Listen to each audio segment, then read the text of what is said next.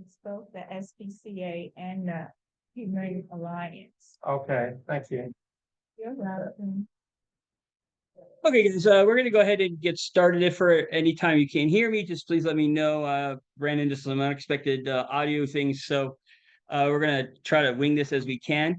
As you all know, my name is Tom Donahue. I'm the A&T Commissioner for 8A01, which basically covers the Fairlawn area from anywhere from Boone Elementary right up to butts right up along Anacostia High School. We have some exciting things going on for today. Really sort of a packed jam schedule of updates and information that you all should be excited about. We're going to start off with the folks over, as I've heard over and over from people about the Ward 8 Wellness Senior Wellness Center coming, and then now it's like when I start saying we're going to break ground, we're supposed to break ground this year. Where everybody gets excited about it. So I'm going to turn it over to Karen, who's going to make a presentation and give us a good update. Karen, my first question, and I'm sure it's in your presentation, I've been dying to ask you, and I keep forgetting to do it, is where in coordination to Kramer Elementary or Kramer Middle School is it going to be? But I'm sure that's in your presentation. So I'll turn it over to you, and we'll go from there. See if I can turn that over to you now. One second. Yeah.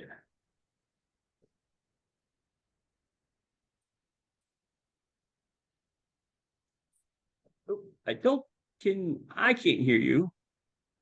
I know I heard you earlier, so bear with us. Is it me or?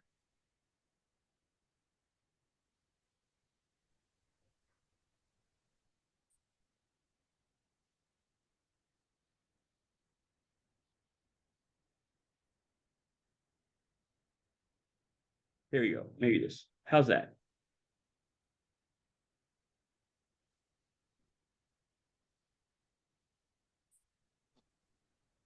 I can't hear her. I can't hear you either yet.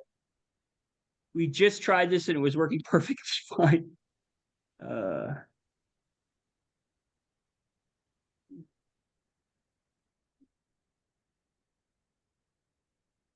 Yeah, I don't know, Karen. Yeah. Oh wait, here we go.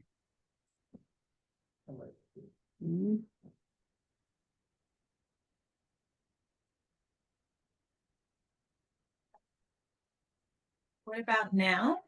Now we can hear you. There we go. Okay, let's try that. Okay. Can you still hear me with the screen share? Yes. Okay, perfect. So, All this is the Fairlawn Senior Wellness Center. We often have called it the Ward 8 Senior Wellness Center, and it's a project that we've been working on over the last few years since 2022. I am an architect at Perkins Eastman, DC. Also on the phone, I have some colleagues from DACL, so that would be Angela. We also have someone from DGS, which is Solomon, and someone from DCPS, which is Sharona. And all of us have been working really closely together because, as you mentioned, this new project is going to be co-located with Kramer Middle School. So it is pretty much directly next to it. We wanted to talk a little bit about community engagement over the years. So just to note where we have been and where we've been talking about the project. When we first initiated the project, we had several community listening sessions, both in Ward 8 and around the city, to make sure we are gathering feedback from seniors. We also have had an advisory team that's been very active in providing feedback and asking for updates. So we've been updating them across all of the years. One of our most successful. Hold on a second. What is going on?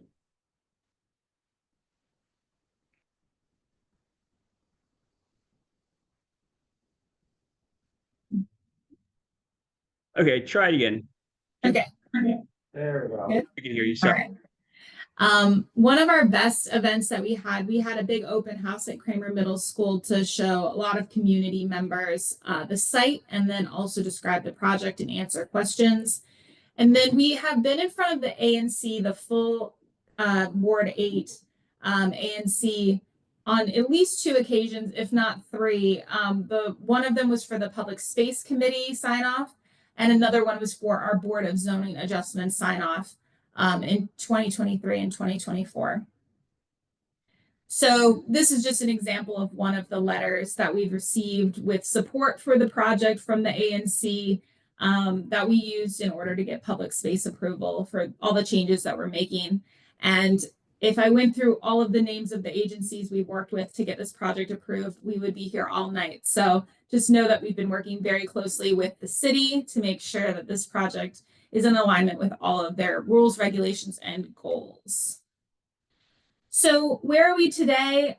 We have all of our approvals with the exception of our DC water easement, which is just it's being documented right now.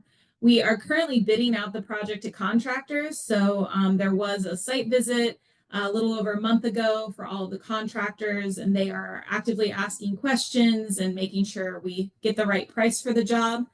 2 additional studies that will be done are the phase 2 environmental site assessment, where they're kind of testing soils and making sure everything is safe, and then an archaeology study. Because the project is so close to the Anacostia River, it was something that was suggested and required by the Historic Preservation Office. So you asked where this is. So this big rectangle here, this is Kramer Middle School. Our project is directly next to it. One of the key features of the project is that we wanted it to be of the neighborhood. So you'll see that the materials, there's a lot of red brick, which is very similar to what the neighborhood houses in the school have. It's of a similar scale to the residential houses across the street. We've aligned it with Kramer Middle School to make sure that we have some of the similar architectural characteristics. For those of you familiar with this site, you may remember there's a really big tree up here on the hill. That tree is going to be preserved. That is a heritage tree. So we're kind of working our landscaping around that. And the center itself is actually going to be nestled on the bottom of that hill. So if any of you are familiar with the site, again, there is currently a curb cut. And if you've been in the neighborhood a really long time, there used to be some DCPS trailers, maintenance trailers there. Don't know what I'm looking at. Hey, Karen, can you possibly enlarge that area Sure. for us? Because we're Let me looking at zoom a in. fairly small television. Yeah. There we go. Is that better? There we Yeah. go, yes. Sorry about that. And Thank you. here's, yeah, no problem. This is Kramer Middle School. And then this is the big heritage tree on Q Street. For those of you familiar with it, it drops. There's about a 10-foot drop right here. So we're tucking the building in right behind that big drop. So the whole hill will kind of remain the same. This is the proposed plan. So you're probably a little more familiar with this being a lot of asphalt in the back of the site, which is currently used for both parking, basketball. So we are reorganizing the entire site to have 2 parking facilities, one that's specific to the middle school, one that's specific to the wellness center. Some proposed new basketball courts, redoing their big field that they currently have in this location, and then planting kind of as many trees and other native plants as we can to really make sure that the site is providing stormwater management and also giving back to overall nature that we have in the area. So this is the site plan. And I'll zoom in a little bit on the wellness center. I'll zoom in here. So this wellness center, if any of you have been to a wellness center, I'm sure our DACL friends would love to tell you more about the programs that they have. One of the unique things about this center is that it's really going to be more nutrition focused. So we have currently in the design a full commercial kitchen so that every day lunches can be served and prepared on site.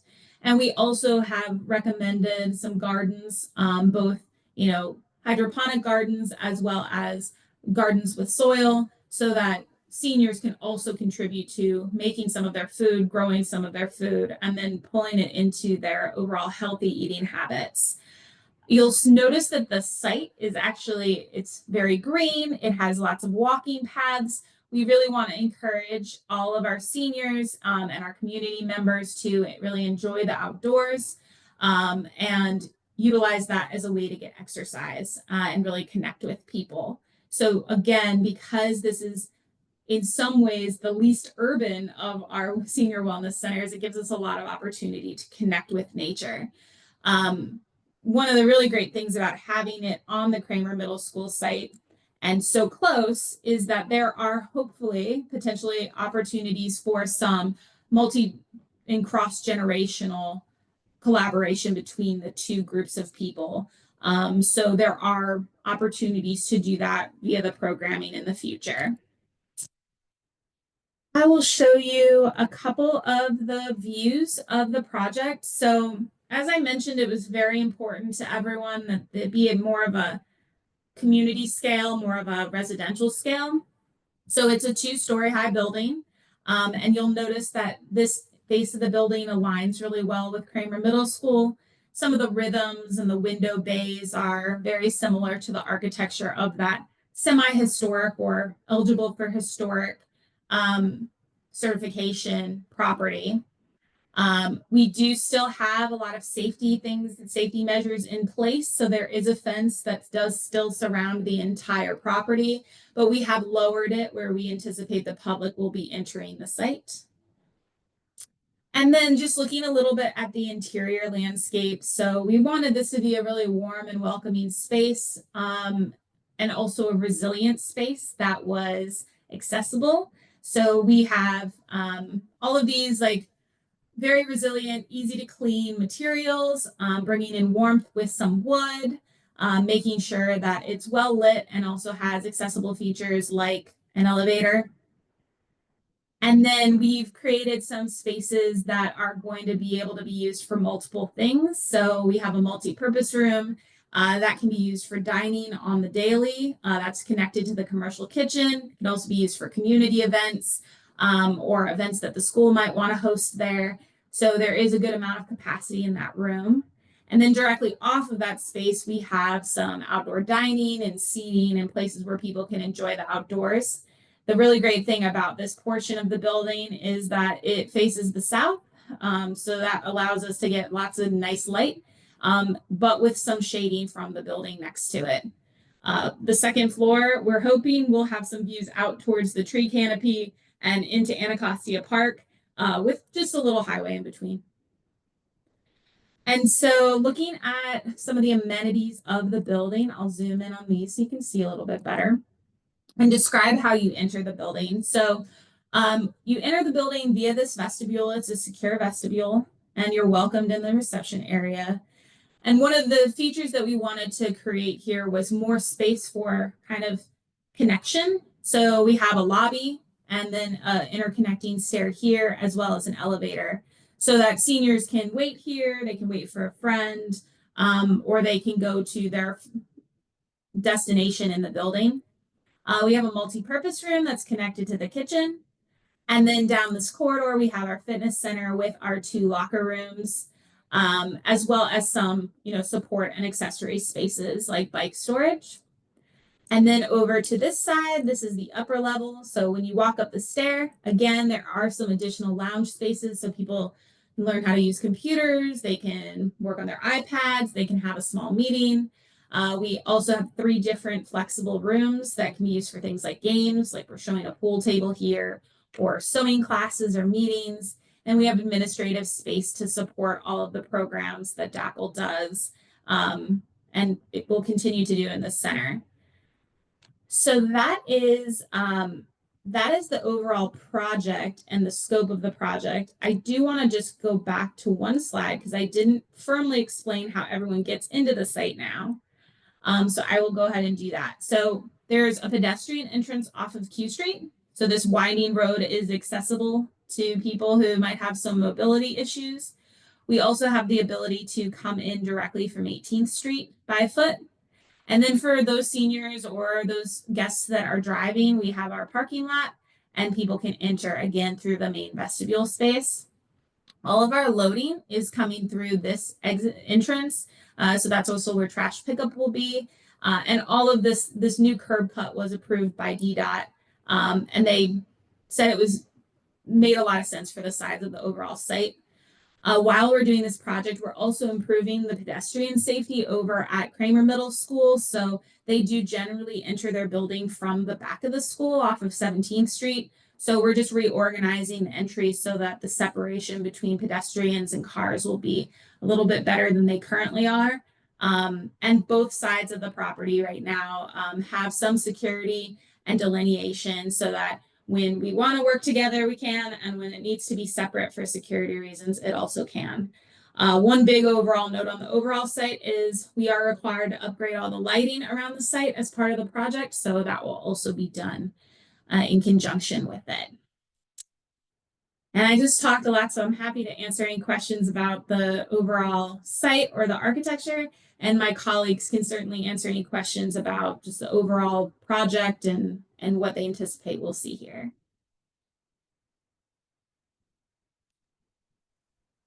Question. Hi, I'm Emmanuel. I don't know if y'all did introductions, but I was in the car trying to get a pen. Yeah, no problem.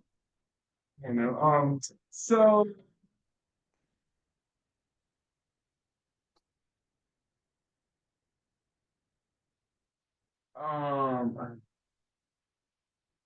because I don't know to ask this, because I know we have things that provide that, but will there be some sort of laundry facility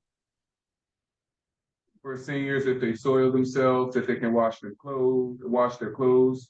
A lot of times when I go to day programs, that tends to happen. There are accidents.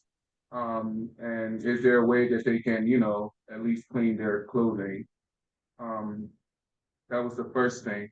And the other thing is, if there are going to be people there providing administrative services to seniors, I would suggest making 2 spaces for it, one upstairs and downstairs, because a lot of seniors will need services and will need assistance with it. And that one office will get really bogged down with support from people that will need it.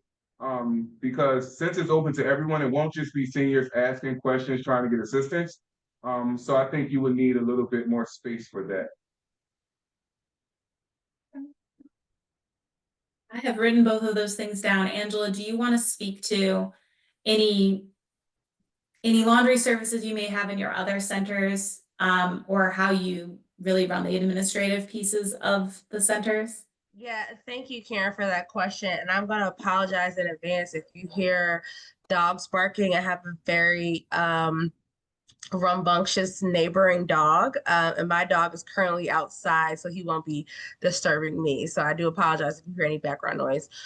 In terms of laundering services, that is not something that we currently provide at our centers per se. However, the senior wellness centers have the discretion to operate in the way that they see fit, if that makes sense. So, for example, at our Model Cities Senior Wellness Center in Ward 5, they are going to be putting in a washer and dryer from a grant that they received outside of DC government funds. And that grant funding will be used to purchase a washer and dryer that will be installed for incidents like that, right? We do have a case management team in our office that can support seniors in the event that something like that happens. But it's truly a case-by-case basis. So I can't truly speak to what takes place day to day in the Senior Wellness Center when it comes to seniors experiencing soiling on themselves and things like that. We do provide seniors as well as our senior wellness centers upon request incontinence supplies to support seniors who may be experiencing those types of issues. Did I answer your question? Yes, I understand. I only ask because when I think about, only because I just think about the fact that it will be just for seniors, but it could be other potential people who may not, you know, who could potentially be, we live in Ward 8. We live in an area where there are individuals who suffer from mental illness. And what happens, they stroll in there. And these things happen. If you, when I shelter up the street or the day program of Pennsylvania Avenue, these things come up. And I'm only saying that from someone working in the inside, that these things do come up. And what do we do if that happens? It's best to prepare. Is there a shower for them there as well? Karen, do you want to I speak can to speak to the that? shower. So we do have showers. We have a men's, a women's, as well as a gender inclusive shower. So Okay. all of those are available.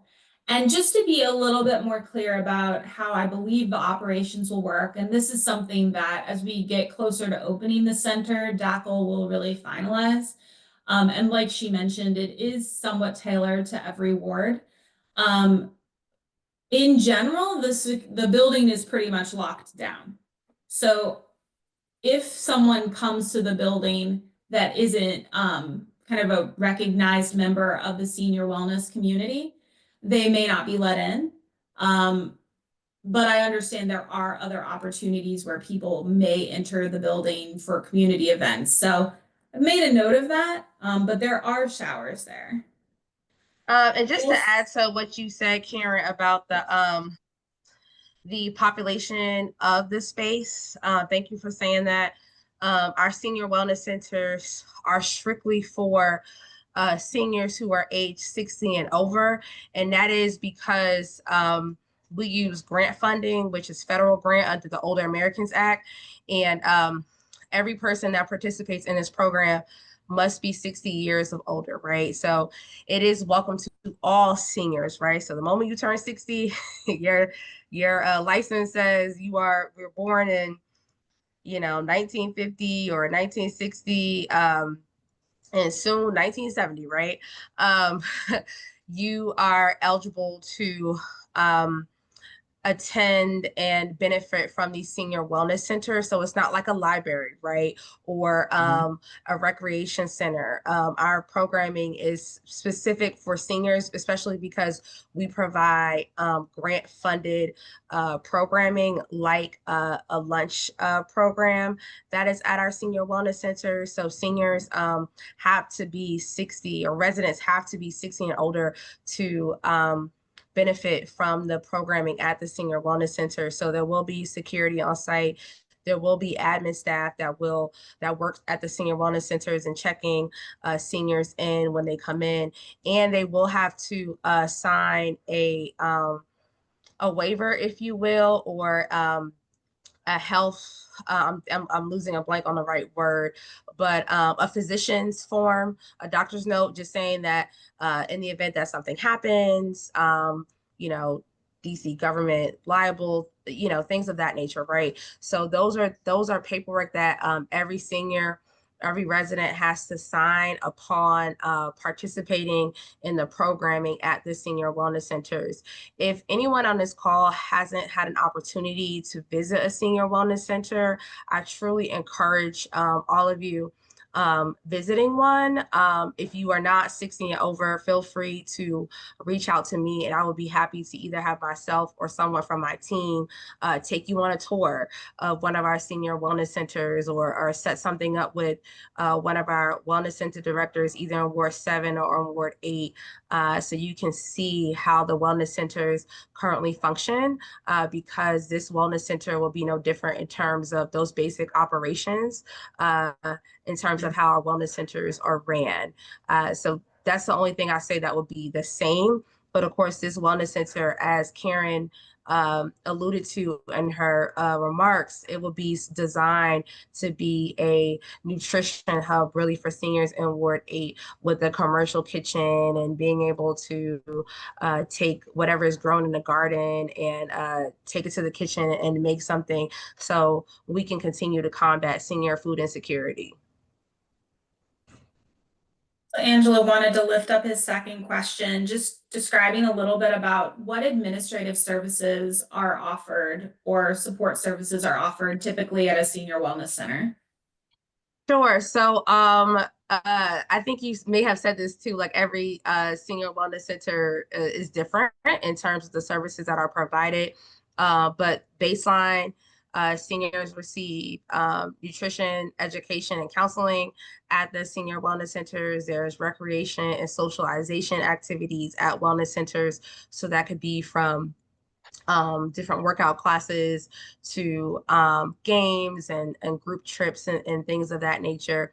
Now, when it comes to administrative services, we do have our case management team that is in-house at DACL that frequents all of our senior wellness centers to check in on seniors and to provide them with critical services. We also have our external affairs and communications team that frequents our senior wellness centers, excuse me, in their respective wards. And we're literally bringing every program, resource, services that you can think of to seniors, whether it's partners that are within our senior service network, like legal counsel for the elderly to support with estate planning or tax preparation. We bring those types of programs to seniors, or it could be DC Health when it comes to screenings for the flu, vaccination screenings, fire EMS for blood pressure screenings, glucose screenings. So we have a variety of partners that we work with that bring programming to our senior wellness centers. And the one thing I think that is so unique about every senior wellness center, we allow the grantees, because whoever will be running this senior wellness center will be a community-based organization that is a grantee of DACL, right? So for example, at Congress Heights Senior Wellness Center in Ward 8, Far Southeast Family Strengthening Collaborative is the grantee, and they have the autonomy to create the programming that takes place at that particular senior wellness center. Same thing for Washington Senior Wellness Center, that's in Ward 7, East River Family Strengthening Collaborative organization is the grantee for that wellness center, and they have very drastic different programming, but in terms of the basic nutrition counseling, a lunch service program that is provided between the hours of 11 into 1 p.m., wellness and recreation activities. Those are the baseline programs that have to be in place, but they have a variety of different programs. And I truly encourage you, if you are a senior, and if you're not a senior, to reach out to me so that you can see what these programs look like and see and can envision what they would look like at Fairlawn. And I'm going to drop my email address into the chat. I have a question, and it's basically about the fitness. If you have a senior citizen that does not, live in a senior citizen home or anything, but just want to come and do exercise, do y'all have it where you can just come and do exercise there? And what type of exercise fitness do y'all offer? Absolutely. So there is a gym at every single of our senior wellness centers, and this senior wellness center would be no different. There will definitely be a gym there with all types of equipment, from treadmills to Stairmasters to free weights to the Smith machine. I don't go to the gym much. I used to, but all types of machines will be available dancing for you class. I'm sorry? Dancing Yes, class. thank you for that. Yes, I was getting to that. But we do have a full service gym at each of our senior wellness center, and this senior wellness center will have that as well. In addition to you being able to come in on your own time during the hours of operation to work out and do whatever you need to do that's going to get you to your fitness goals, we do have classes. So anything from Tai Chi to chair aerobics to Pilates to line dancing to yoga. There's so many different fitness classes, and it's really based on what the seniors want at that particular center. So if you are not a part of a senior wellness center now, you're a senior, I truly encourage you to go frequent any and all of them. You do not have to live in Ward 8 in order to go to a Ward 8 Senior Wellness Center. You do not have to live in Ward 1 to go to a Ward 1 Senior Wellness Center. All of our Senior Wellness Centers, while they are ward specific, they're citywide. So no one's going to turn. I have several seniors actually that go from the Ward 6 Hayes Senior Wellness Center, which is where my office actually is. That's our headquarters for DACL. They go from Hayes and they're there on Mondays and Tuesdays. And then they're over in Ward 5 at Model Cities on, Wednesdays and Thursdays. And maybe they'll hit up Washington Senior Wellness Center on Friday, right? So there, and that's because there's different classes that are taking place at different senior wellness centers. So as a senior of the District of Columbia, you really have the autonomy to age in the way that you want, and how you choose to. And we fully support that and want seniors to be able to have the access and autonomy to do the things that they want to do. Thank you. I get excited about this, so I hope that answered your question. It did. Thank you. Awesome. And so if there's anybody else that has any other questions that they'd want to put in the chat for either Karen or Angela to address, I'm sure they'll stick around for a couple minutes to chime in, but otherwise we'll move forward with our next agenda item. Thank you, ladies, very much for participating and for coming and for giving us a good idea of what's happening. I know it's been in the works for a long time. I know a lot of people have said they didn't believe it was coming. So, and as I just because I think it's been coming for so long, I know that getting out into the district and talking to people and telling people about it, they're excited about it coming. So I know that once we start. Let's talk one thing. How about timelines? What sort of timelines are we looking at? Well, and following here from DGS, we're working through the procurement bid. So that's when they select the contractor for the project. And I don't know that I need to go into all of the financial things that are happening in the world today, but that may impact how long it takes for us to finalize the contract. And I think everyone can understand what I'm saying. Yeah. So we are hoping that it is this year for sure. So we are working actively to answer all their questions and make sure we get a really good price for the project. Okay, say enough. I think a couple of weeks ago we probably could have answered that a little bit differently, but given the situation that we're in today, understandably so, that's everything is sort of subject to change, I guess. Yeah, absolutely. on the daily.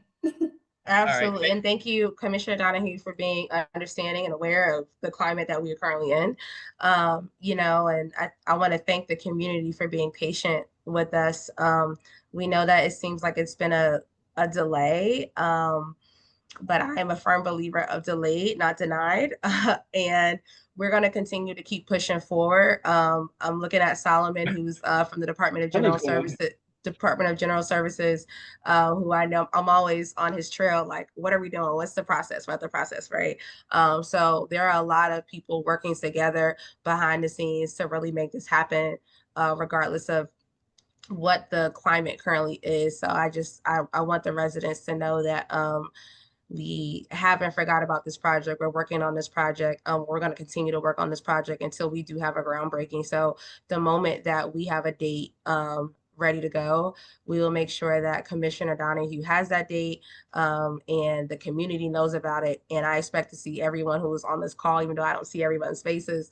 I expect to see all of you there, and we'll make sure that you all have that. I do have to hop off for another call, so I just wanted to let everybody know that, again, my name is Angela Richardson. I'm the Chief of Staff of the Department of Aging and Community Living.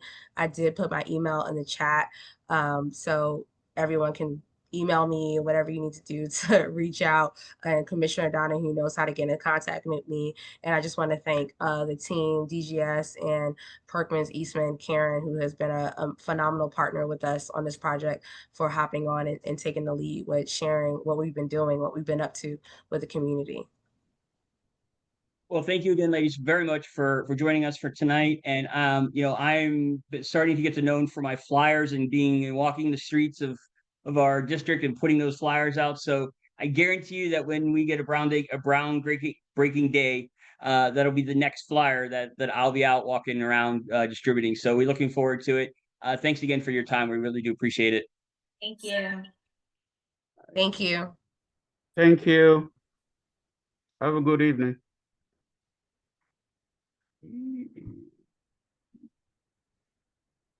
So now we're gonna bring. Here you go.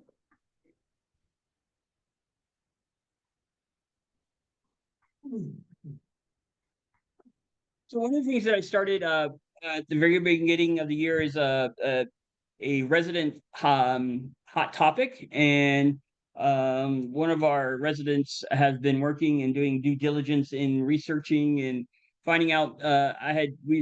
She has a pet lover herself with her own dog, and I've been on the prowl on the prowl. That was not. Been looking for one myself, so I'm going to scoot out of the seat. I'm gonna let her. You can sit here in that way because that way that they can hear you well. And the flyers that she's gonna have, I'll put online tonight or tomorrow, so you can review. But she'll review it for you guys. Good evening, everyone. My name is Linda Campbell, and I just wanted to share with you about the SPCA and the Humane Rescue Alliance. Now, the commissioner had questions, and I wanted to go to those questions first. He said, if an owner is in the hospital and recovering, do your facility provide boarding for pets or have contact information pertaining to pet boarders? The SPCA shared that they have no boarding nor contact information for pet boarders. And then the second question the commissioner wanted me to find out about was if an elderly person passes away, and that's my concern because I'm a senior citizen, and the pet outlives his or her owner, you may contact SPCA, and depending on the situation, they will handle on a case-by-case basis where they have several options, especially with senior pets. And then they also shared with me about their community clinic, which is they offer canine prevention care, feline convention care. They also shared about the adoption information. But for the adoption timeframe, they have it from Monday through Friday from 12 p.m. to 7 p.m. and then Saturday and Sunday from 11 a.m. to 5 p.m. And I also asked them about cremation communal price, and they shared that their price is $130. And they are now located at 1201 New York Avenue, Northeast. And you can visit their website at www.bvspca.org/DC, or you may even call them at 202-888-7387. But they have a lot of good resources as far as for the community clinic, because I even took my pet there, especially after my dog was attacked by another dog, and they did a marvelous job on her. And then next, I want to go to the Humane Rescue Alliance. Now, the first question that I shared with you earlier, if an owner is hospitalized and recovering, does that facility provide boarding for pets or have contact information pertaining to pet boarders? They do not offer boarding services to dogs or cats, and they do not offer any services if an elderly person passes away and the pet outlives his or her owner.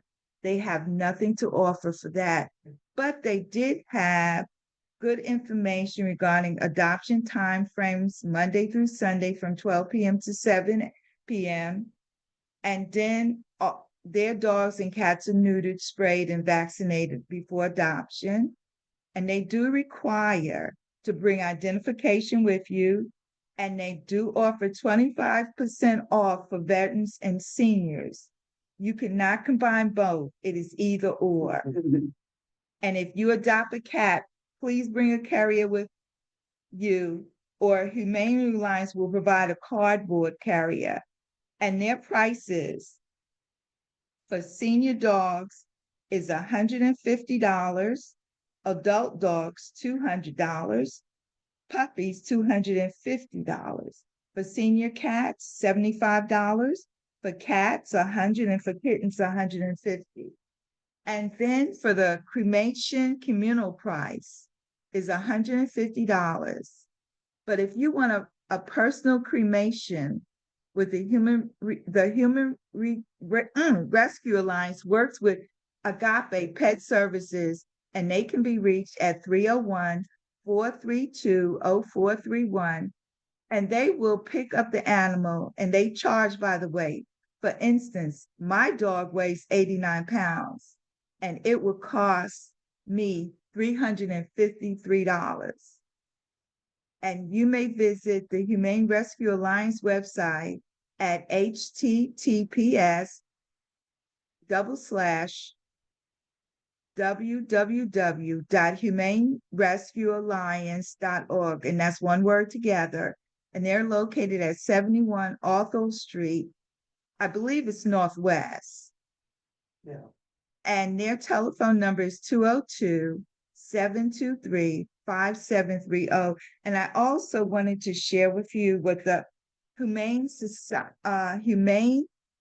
Rescue Alliance also offers. They have a pet pantry, and you can look that up on their website at option 4, where they have different places where they distribute food to enroll clients. You have to enroll.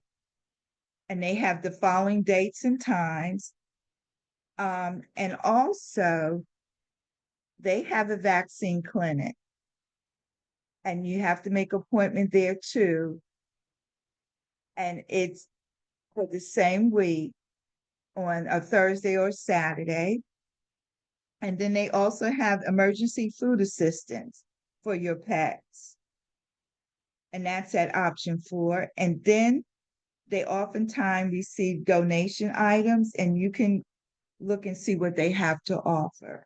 And that's it. Thank you.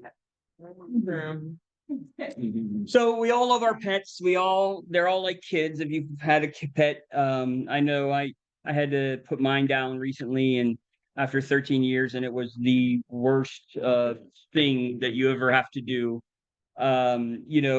If you find yourself in a position that you need some food or you need assistance, these are some really great resources. Humane Rescue Alliance provides this pet pantry that'll help give you some food for Ward 8 residents. I'll make sure that these flyers get put up onto our website either tonight or tomorrow, or in the next couple of days. And if you have any questions, we'll try to answer those now. Otherwise, feel free to reach out to me, and we'll get you the answers that we need. We're moving right along. We have John from the local Ward 8 Farmers Market. He's going to make a presentation to us about the farmers market. I'll let you come on up here. That way you're my original audio and video plan didn't work out very well. So John we'll make sure you get it. We'll put that up on the site as well. All right. I'll just. All right. There you go. Over here. Hi, I'm John Gloucester. How you doing? Oh, okay. All right. There we go. So the Ward 8 Farmers Market, I'm the founder and the chairman of the board. It was actually started back in 1998, if you can believe that. Wow. And it's moved around. It's had to move around about 5 different times over the years because the sites that we've been on have become unavailable for one reason or another. We're currently located right next to the new hospital. So if anybody's driven by the new hospital yet, if you look to the left of the new hospital on the road from MLK, it's right there as the next opening in the street. So it's on St. Elizabeth's East Campus in what's called the Barns, because it used to be a horse stable back when St. Elizabeth's, the patients would grow their own vegetables and stuff to help feed themselves. And our market was started by Ward 8 residents. Our board is still currently, it was entirely by Ward 8 residents. But we've always been majority Ward 8 residents. And it was an attempt for us to address the problem that we saw in the community at the time when we had lost our only supermarket, which at the time was in Ward 8, which was the Safeway on Milwaukee Place. And that was before the Goodwill Marketplace, and before the Giant, okay, on Alabama Avenue. And so the residents, most of them are Ward 8 residents. We have an African-American farmer from the Eastern Shore who comes, and we'd just like you guys to check it out. You can also check us out on our website and social media. Social media, you just type in Ward 8 Farmers and it comes up either in IG, Instagram, or Facebook. We don't deal with X anymore for various reasons. Mostly just because it's difficult to work with, but so before the current owner took over a bit. And on our website is www.ward8farmersmarket.org. We open up on June 7th for the new season. We operate every Saturday from 10 a.m. until 2 p.m. It's good to come by 12:30 p.m. so you get the best choice in produce. We keep it a very family atmosphere. We try to have fun, and all the vendors know each other, and we all like each other. And so, number one, if you are listening to this and if you're interested in becoming a vendor, we're always looking for a good fit for additional vendors. Or if you know somebody who is interested, please let me know. My phone number is 202-914-6858. 202-914-6858. Also, for those who may need some help to sort of bridge the gap in pricing for farmers market, organically grown produce, we have several programs which are designed to make our produce affordable. So one is Produce Plus, which is a citywide program. Everybody probably has heard of it. And as long as you meet the qualifications, if you're receiving government benefits right now, you probably qualify for Produce Plus. Produce Plus, unfortunately, has a limit in terms of how many people it signs up each year. And so a lot of times people get on the waiting list or are unable to participate. If you go to our website, if you go to our social media, we have a posting right now where you can become one of the 200 people that are reserved for Ward 8 Farmers Market participants to sign up, and you can probably avoid getting on that waiting list. So I highly encourage you to check that out. And we also offer EBT SNAP benefits, and we have a program to double those benefits. So if you have $10 on your SNAP card that you want to spend, we give you another $10 to spend on produce at the market. Okay. So I don't want to go on and on, open up for questions or whatever, but we, like I say, we're community-based. We believe that this can be and has been an opportunity to sort of have community self-empower. It was at a time when we felt that government and business and everyone had turn their backs on the ward. And one of our commissioners, all the commissioners were involved in this, came with an idea, instead of continuing to lobby government and business to try and bring a supermarket, we kind of gave up on that after a while. We said, what can we do ourselves? And I think we need more thinking like this. What can we do ourselves to make things better? And with that spirit, I want to encourage you guys to participate as customers, but also, if you're interested in volunteering or being a board member or what have you, please reach out to me. Joe, what kind of what can we see? I mean, you expect to see tomatoes and your normal. Is there anything that people may not expect to see that you guys would have on a weekly, or does it change throughout the season as well? It does change throughout the season because we've always had farmers who are within about 150 miles of DC. Because you go to some farmers markets and you'll see things like bananas and stuff that there's no way somebody grew that anywhere, right? One thing that I know was really popular in the last couple of years, especially since we've brought on the current farmer, is callaloo, but you don't normally see too much, what callaloo is, okay? For those people who don't know, it's popular in some parts of the Caribbean. It's been in this country, let's see, around looking at the people that settled in the island, Gullah people in the Carolinas who escaped, at a time when, it wasn't safe to be a free Black person, on the continent. So they went on to these islands where nobody would know if they were there. Anyway, they maintained a lot of traditions from Africa and so forth, and they've really kept this particular type of greens, if you will, going. And now it's getting popular all over the place because it has a tremendous health benefit. And that fun, for those of us who are African American, rediscovering our roots. That includes how we eat, used to eat, before we learned to eat all the processed food and so forth that is killing us currently, And for those who are African American, it's still a good idea. Yeah. Okay. I have a question. Could you put your website in the chat, please? Sure. You can just type it, or Thank it should you. be chat there's over to your right corner. I have to take my glasses off because I really should have. It's all right. Great. Oh, okay. Yep. I think we can just type the 8 market.org. Can you see it?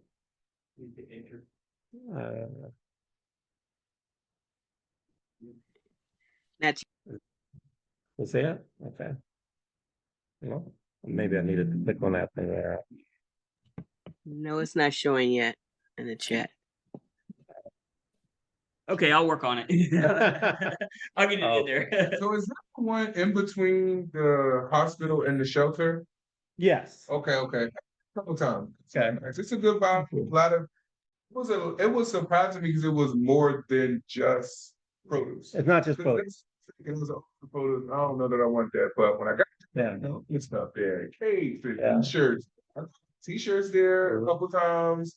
I got bracelets there. Like it's a lot of stuff. There's a lot of vendors. I was selling fish outside. Mhm. It would take forever, but I came back for it. It was worth it, right? Thank you. That's a nice endorsement. Yeah, we have. I don't know if you checked out Miss Barbara that does the smoothies. Yeah. So she's really on point with those smoothies. Yeah, see my money, trying to take it all. Awesome. Thank you, John. We appreciate you coming. Thank you, Tom. Thanks for inviting me. Right. But for the person who was asking for the web.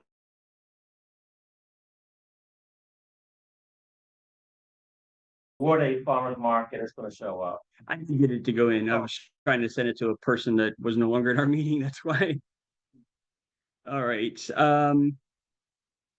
So on to our other things. So speaking of the new hospital, I did want to notate that the hospital is now open, and the former hospital is no longer taking any patients, which I'm sure for most of us will be joyful and exciting. I know I had spent a week there, and let me just say I'm very excited about the new hospital being open. So they had their ribbon cutting, and they are been taking new patients. So we're glad.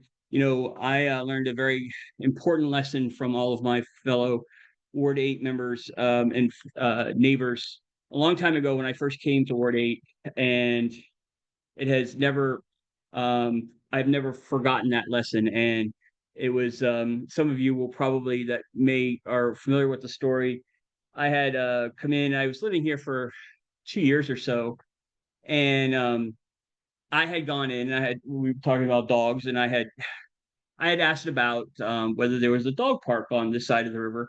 If not, why, and how can we get one?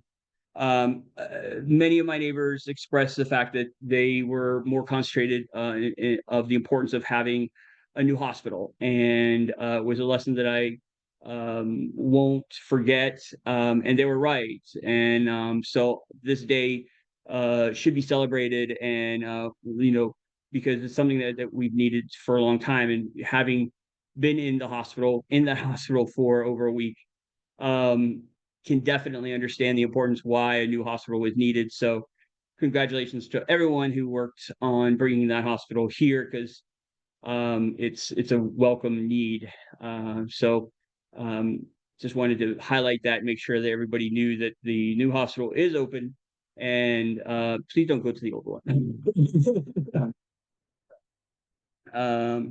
I also wanted to update some folks about Alexander Gardens. I know we talked about this last month, and I'll just talk about it briefly. We had a meeting with the residents, and thankfully the management was also on board, was also at the meeting.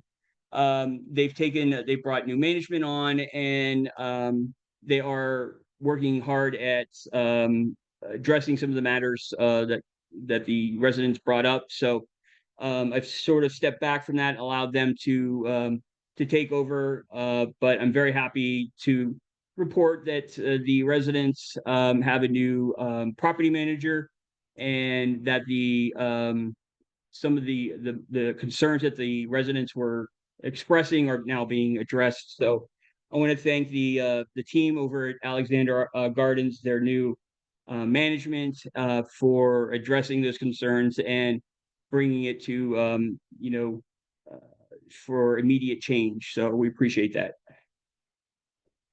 Let's see. I don't think, let me see if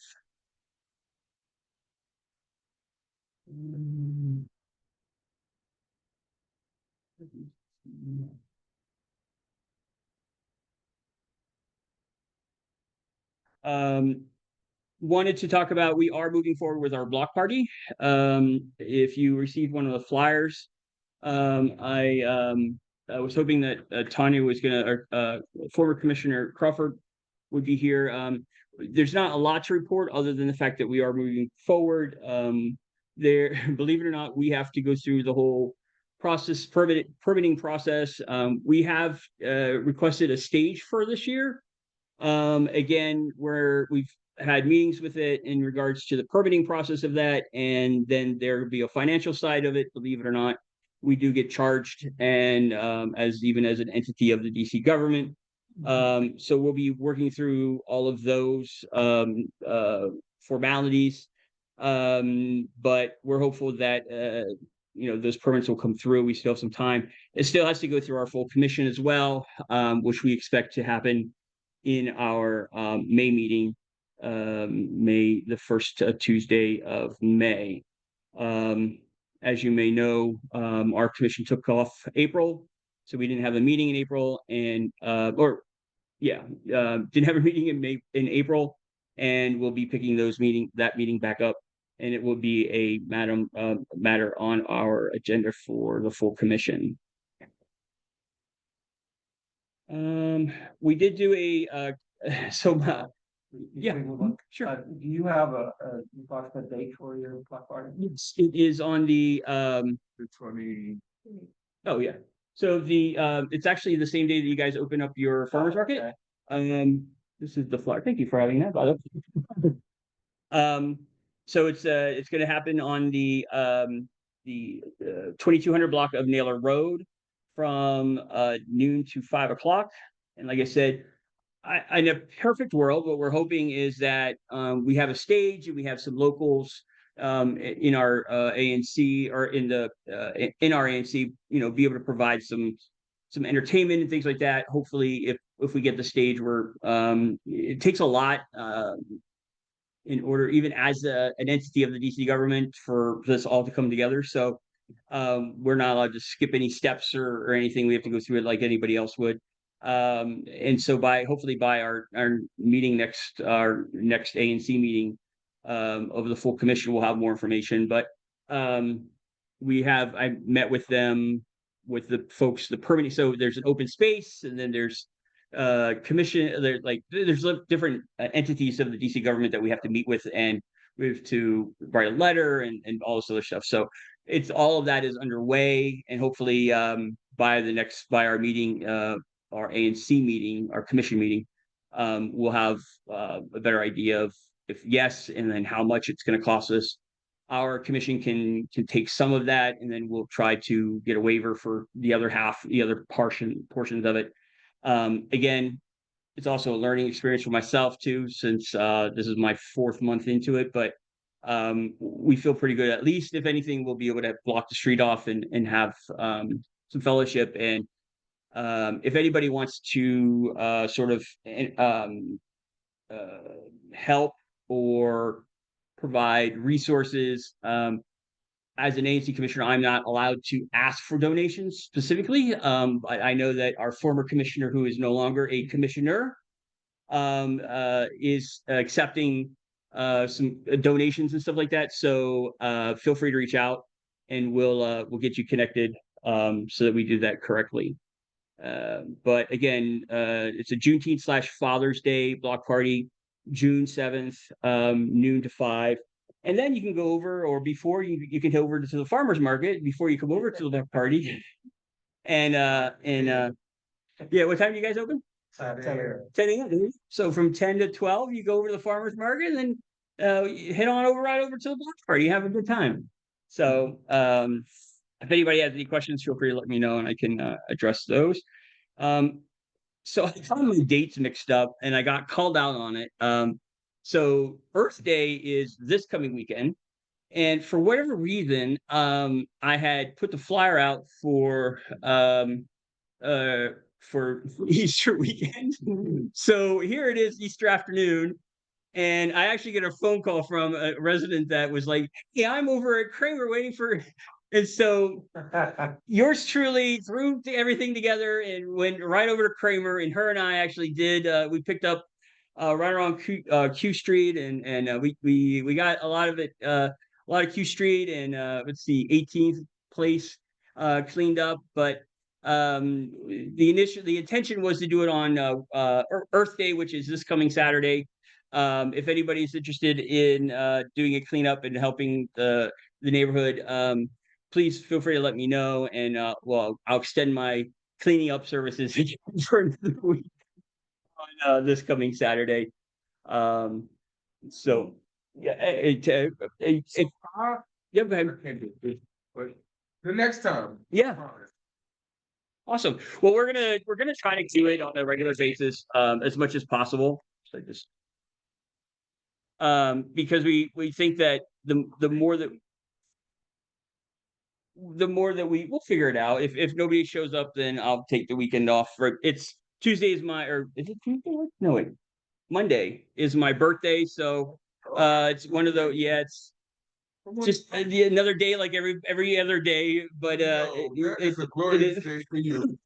Born that day. That's true. My mom and I, we definitely share a special bond on that day, and she's already reminded me how old I am with an Easter basket that she sent last week. So anyway, but if we do want to get together and do a cleanup day on Earth Day, feel free to let me know, and we'll get it to go, and we'll get it going. The last thing I wanted to bring up is there's been a lot of discussion about the 2200 block of Minnesota Avenue. And I want you to know that we, as an ANC, as community members, I've hear your concerns. The 2200 block also has the Boone Elementary School, and there's been some concerns about from multiple entities, including some residents, about some activity that's been going on that concerns them, and rightly so. We had one meeting with MPD in regards to that. We're having a follow-up meeting this week. I know that they had put up some signs about I forget the program. I apologize that I just saw it today, where they target a certain area. And I know that they through up until Sunday they were targeting this area where there was no drug activity, and there's various. I mean, it was an area of um, focus, I guess. Either way, we have been talking about it. We had a meeting with the Boone Elementary School principal and their PTO, MPD, Commissioner Davis from the other side of Minnesota Avenue was on the meeting, and we'll be meeting again this coming week. So it's a concern of ours. It's an area of target. There be regular MPD presence in the area, and so hopefully, and having a conversation with them. I actually stopped by and had a conversation with them about some of the community concerns. It went fairly well, and just kind of shared to them that whatever may or may not be happening, it's garnered a lot of attention and concern from the community, and so with that, I think hopefully moving forward, we'll see how things go. I know that it's getting warmer out, and there's been a lot of concern about open containers. We're talking about the same street as it being on an elementary school, and you would think that any sort of concerns, the people that are hanging out there would understand the concerns of the community. So, and that's the type of conversation that I had with them, and I'm hoping that with that conversation, we'll see a difference of behaviors and activity. Otherwise, they have a right to be there. We don't have any loitering laws. If they want to hang out there, that's fine. But MPD will, start to enforce open container laws, things like that. So we're trying to find a happy medium where they understand the community's concerns, and especially knowing that it's the same street as an elementary school. And although school is coming to an end and the warmer weather is coming out, we're going to probably see, more and more. I know just today alone that there was an increase of people there, and we understand that that might be a block that people want to hang out on, but we also want to make sure that we're respecting the concerns of the communities and mothers and people that are sending their kids to school still. So it is something on our radar, and something that we are addressing with the resources that we have. So with that said, am I missing anybody? I think I've reviewed everything on my let's see. One thing I'll add is speaking of Boone, we also are working, so DDOT has chosen Boone Elementary as a safe routes to school to 2025 study. So they're going to study pretty much the area of Boone Elementary to assure the safety of students. They did it for Kramer Elementary. And so like you might see that after the study, some things that you might see is like the little flex things where it prevents people from parking, and they're like sort of plastic. If you hit them, they'll bounce back, but it prevents people from parking in certain locations. They're going to do a study to see what areas and what they could do to make it more safer for students getting to and from the school. And so they don't bring it over here. We don't need that over here. It's only one street. I mean, we add that where people want to go. Like that just doesn't make sense. Well, I think that they're gonna. So there's already I think there's already a lot of the flex poles since they put the drawings on the street. If you remember, I think they're going to look at it as a whole and see what is recommended. And of course, that'll be open for for them to bring their findings and things to our meetings and to our commission. It's a good thing that at least get it reviewed and see what their recommendations are to assure the safety of kids getting to and from the school. So let's see what the study says, what they recommend, and we'll sort of kind of go from there. But they did it for Kramer, and it seems to have been. I have to. I actually don't know. Principal Shelby, I haven't talked to her about it. This literally came, I think, last week. About the study that they were awarded the study. So, I haven't gotten the chance to talk to either Principal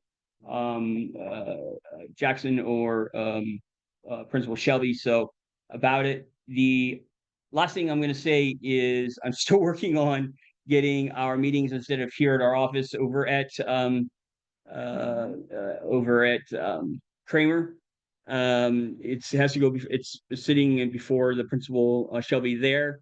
It's just a process. So once that gets, she's been away for the break, the spring break. So it's moving forward, slow, but until then, we'll continue to meet here and do the hybrid of our online meetings, like we are today. Didn't go as well as planned as I had wanted, but with the audio and stuff like that. But we'll get it working out, and I appreciate everyone coming out tonight. It's about 8:19. So the last thing I did want to do, I know there's 15 or there's 8 now left on our Zoom meeting.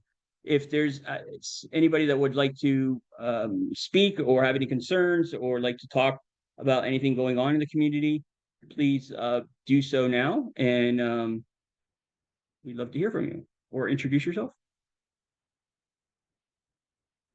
Anybody physically here?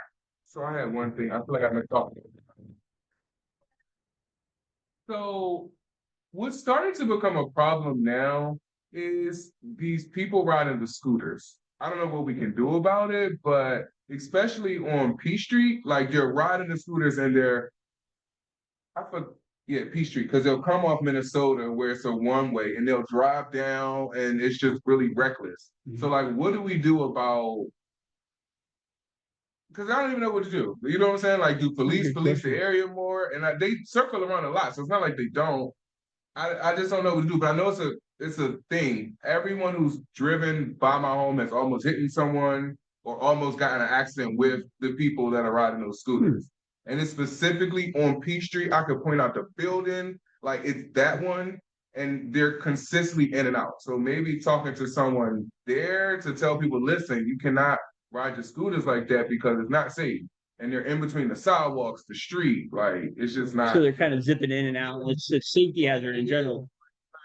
Especially if it's right by a school. We're in between 2 schools, like right. It's not that safe.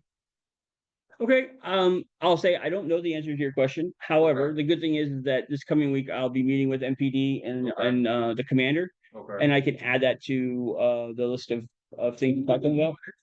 It's really tough because it's like, it's not that I see MPD, they're doing their job, they're constantly patrolling. So I don't know if they could, like, what do you tell people if their bike is already parked? You know, like you have to catch them in the act of doing it. And that's really difficult at times. So I don't know what to do, but I just couldn't see it potentially being an issue. Right. Especially if they're zipping in and out and nobody can see them. And then next thing you, somebody gets hit or run over. And because they're doing deliveries, they're in and out and it's all day long. So it's a big thing. Okay. Let me, Well, the scooters for delivery, they're supposed to have licenses though. Some of them. The scooters, or are you talking about the mopeds? The mopeds. The scooters are fun. They ride on the sidewalk. That's place in the street that have scooters. I noticed there's 3 scooters in their driveway, and they're at 18th Place and P Street. So those might be the. Oh, it's them. It's them. I can tell you now, it's them. But and they're starting to grow. They're starting to get a little hub, and that's fine. Get a little community. But now it's like it's from 3 to like 7. And it's like, I get it. You want to hang out with your people, but you got to be safe driving in and out around. So we were actually encountering this very same problem now that unfortunately what had happened is they rented a house and they were all sort of staying in it, and this was right off of 22nd Street, right off of Young Street. And then they put the house up for sale, so everybody's sort of scattered, and I'm sure they've gone other places now and probably going to be doing the same things. and it was a challenge Yeah, then too. yeah. Now they do have to make sure that the scooters are registered as well. Because that allows us to be able to hold people accountable should Right, we right. if something happens. So that's something that we can look at. They have to absorb abide by the same road as everybody else. So I'll definitely bring it up to MPD when I talk to the commander this week and see if Yeah, I know exactly what you're talking about. yeah, maybe they've gone from my plate from where over by us over to you, so now it becomes a you problem instead of an I problem. But yeah, I mean, when you said scooters, I was thinking I know. the other scooters, but More in the city. there is Bikes, regular bikes, so yes. yeah. So, but I totally understand and can relate to the headaches that those can bring. So, but I'll bring it up to the commander and see. Again, like you said, it's hard to catch them in the act as well. But they do have to make sure that they're registered, and they do have to still follow the same rules. I know they're going through red lights and not caring about the rules and regulations of the road. So that's maybe they need to be, maybe if they need to be pulled over, they'd be pulled over just like any other vehicles. So, anybody else have any thoughts or any other issues that they'd like to discuss?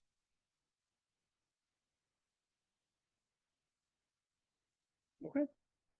Well, I'll stick around if anybody wants to chat with me about anything, or I'll put my email in the chat as well. Thank you for joining us this month. We will meet next month. It's always the fourth Tuesday of every month, and our commission meeting is always the first Tuesday of every month. So thank you very much for joining us. And if you ever have any questions or anything, please don't hesitate to contact me. You can call me at 202-660-9950 anytime. I generally am pretty responsive at getting back. And yeah, I ended up 5 minutes early. So thank you very much, everybody. Have a great night, and we'll see you again in a month. All right, thank you. Take care, everybody. Good evening. Oh, All all right. right. Take care. What were you going to say? Bye-bye. We're good. I just take care now. Bye. Mr. Donahue? Yes. Oh, hi, it's Patrick Smith. I'm taking over Denped. I'm working on the 1234 Marion Berry Avenue property. It's okay. Yes.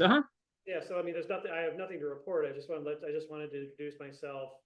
I like to come to the ANC meetings to find out what's going on in the area. And I was curious, I could not find a online meeting posting for where the ANC full meeting commission meets, when and where. And I was wondering if you could help me with that.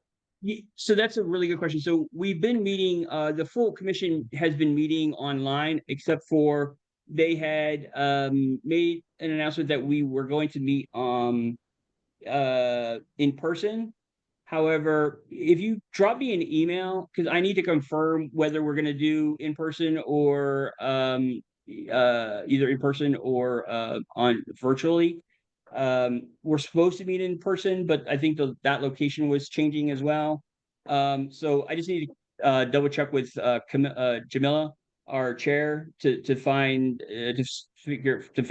that confirmed on our part. But if you drop me an email, I'll forward it to her and see what her thoughts are on where we're actually going to meet for May. Okay, yeah, I couldn't find a web page or anything for the ANC 8 to 8A to find out. Yeah, there is if there is so we recently changed or technically supposed to have a website for each ANC now. And so when you do our search, it is kind of confusing to get to our specific ANC 8A information. I can give me 1 second and I'll send you the.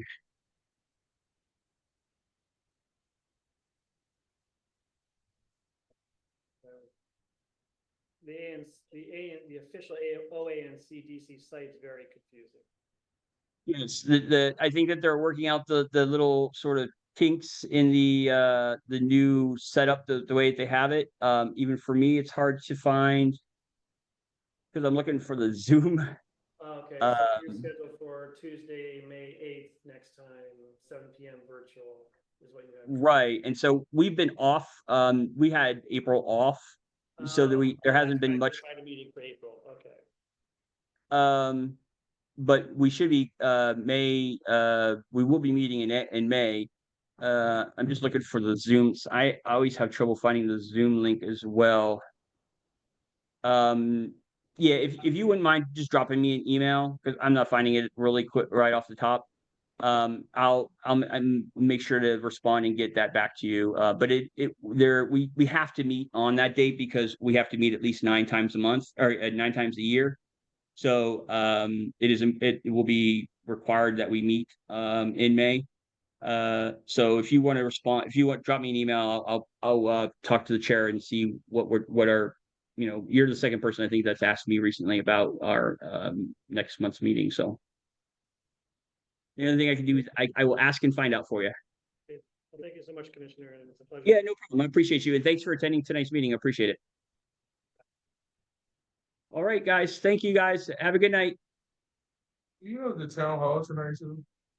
There was a town hall tonight. Yeah. On Southern Avenue. Yeah. Mhm.